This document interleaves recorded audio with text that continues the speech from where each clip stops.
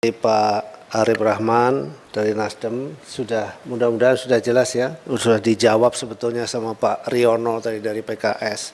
Jadi kami memiliki batasan kewenangan yang tidak bisa luas. Jadi kami mohon juga kepada yang mulia para anggota Komisi 4 DPR RI, memang kita harus melakukan satu edukasi di tengah situasi zamannya broadband seperti sekarang ini. Kalau kita tidak melakukan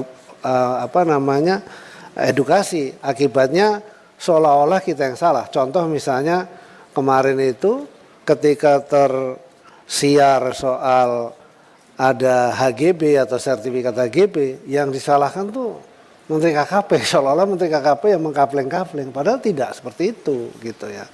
Bahkan kami pun baru tahu setelah diumumkan oleh Menteri ATR. Tapi yang pasti yang kami ketahui berdasarkan undang-undang memang tidak boleh ada penerbitan sertifikat di laut kecuali untuk suku tertentu. Salah satu contoh adalah suku Bajo, dan itu pun sebelum diterbitkan oleh ATR BPN harus diterbitkan dulu KKPRL. Jadi seperti itu. Nah, kemudian soal yang di Bekasi, kan di Bekasi sama juga, tidak memiliki. Jadi segala sesuatu yang tidak memiliki izin, kalau dia memiliki izin lokal seperti HGB dan sebagainya, itu adalah di darat. Begitu dia mulai masuk ke ruang laut, dia harus mengajukan izin KKPRL ke pemerintah pusat, dalam hal ini adalah Kementerian Kelautan Perikanan. Apabila itu tidak ada, pasti kemudian akan kita lakukan tindakan penyegelan dan kemudian kita usut sesuai dengan koridor tadi, denda administratif dan lain sebagainya. Kita tidak bisa masuk ke ruang yang lebih jauh. Ini semoga sudah bisa menjawab. Interupsi Ibu Pimpinan Arif Rahman, Nasdem. Izin Pak Menteri, saya hanya ingin menyampaikan bahwa memang tadi kan terbit di daerah yang kemarin kita lihat itu kan 3 sertifikat di 266 bidang. Itu memang bukan Bapak yang mengeluarkan, betul.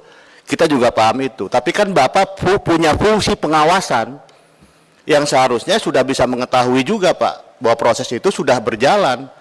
Karena kan pagar laut itu Pak, mohon maaf, tidak seperti sulap. Ini pagar laut atau sertifikat? Pagar laut Pak, tapi kan gini. Ya. Mungkin mereka melakukan itu karena sudah punya sertifikat, merasa punya sertifikat. Memang bukan Bapak yang menerbitkan. Saya tahu bahwa itu adalah BPN, pasti yang menerbitkan. Tapi kan proses persetujuan harusnya pemanfaatan ruang laut itu kan ada di Bapak. Nah, saya nggak tahu makanya kenapa harus ada koordinasi yang seperti pimpinan tadi bilang Pak Alex, bahwa kalau memang merasa ini tidak punya kewenangan, kita bikin panja atau apa untuk mencari Pak. Karena saya yakin problem ini juga ada di seluruh Indonesia gitu loh. Nah, ini yang perlu, jangan sampai Bapak setelah ini akan capek klarifikasi masalah pagar-pagar ini Pak. Karena ini tiba-tiba habis dicek muncul di Surabaya. Nanti habis ini di Makassar pasti ada. Ini akan selalu muncul. Nah, saya hanya mempertanyakan bagaimana koordinasinya, karena bagaimanapun yang ada HGB-nya itu di wilayah Bapak, laut Pak. Pokoknya urusan air asin itu di Bapak lah gitu kan. Dan HGB itu adanya di wilayah Bapak. Nah, bagaimana fungsi pengawasan Bapak pada saat pagar laut itu ada dan Bapak secara keseluruhan kementerian ini tidak menyikapi secara awal gitu Pak. Itu yang saya maksud, fungsi pengawasan Bapak terhadap pagar-pagar laut itu yang ada gitu loh. Jadi saya juga paham bahwa ini adalah tugas dan wewenang dari BPN untuk mengeluarkan HGB. Kalau memang Bapak ada kesulitan untuk itu, sampaikan ke kita. Kita akan merekomendasikan untuk melakukan panja supaya bisa berkoordinasi dengan BPN dan yang lainnya. Apalagi Bapak juga kan, misalkan ada Pol Airut di sana, ada Angkatan Laut di sana kan bersama-sama Bapak. Nah, ini yang harus saya jelaskan. Mungkin itu Pak. Terima kasih Pak Menteri, mohon maaf. Terima kasih Bu Pimpinan. Terima kasih Pak.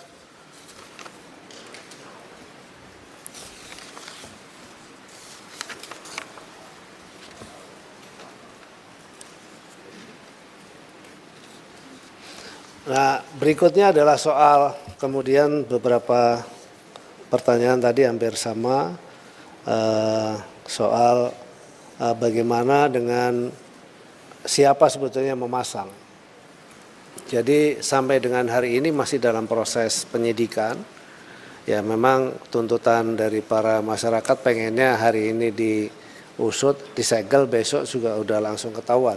Tapi tidak mudah juga karena kami mendapat beberapa petunjuk tentu, tapi tentu kan juga harus dipanggil dan kemudian ditanya apakah yang bersangkutan betul melakukan itu dan seterusnya, karena memang terus terang kami tidak memiliki satu alat pengawasan yang tadi disampaikan itu ya. Kami sudah mengajukan sebenarnya untuk kemudian kita bisa memiliki digital surveillance begitu, tapi sampai hari ini kita belum punya.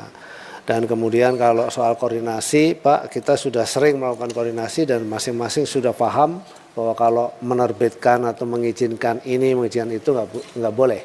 Nah, dan kita sudah sering koordinasi, tapi tetap saja memang masih terlanggar ya. Sudah itu memang menjadi, dan tanggung jawab pengawasan memang terus terang bukan hanya di kita, tapi tanggung jawab pengawasan semua pihak. Daerah juga punya wewenang untuk melakukan pengawasan, kementerian, lembaga lain juga punya kewenangan untuk melakukan pengawasan dan kita juga, dan koordinasi selalu. Tapi insya Allah ke depan kita akan selalu tingkatkan sistem atau koordinasi soal pengawasan tersebut.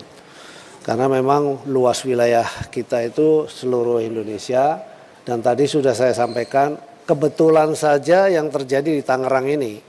Sebetulnya kejadian seperti Tangerang ini sebelumnya sudah banyak sekali. Tadi saya sampaikan kita sudah menghentikan 196 kasus. Ya, yang semuanya itu adalah bermuara pada kegiatan pembangunan di ruang laut, begitu. Nah itu yang saya kira dapat kami sampaikan, dan saya kira terima kasih atas seluruh masukan-masukan, dan kita menjadi perhatian penting. Tapi saya punya keyakinan Bapak Ibu semua yang ada di sini juga sangat paham. Kita memiliki limitasi-limitasi, terutama adalah soal operasional, dan mudah-mudahan ke depan kami juga sudah melaporkan hal seperti ini kepada pimpinan kami. Mudah-mudahan ke depan di periode yang akan datang kita bisa lebih komprehensif lagi untuk bisa mendapatkan dukungan secara langsung. Demikian saya kira yang dapat kami sampaikan. Terima kasih. Wassalamualaikum warahmatullahi wabarakatuh. Baik.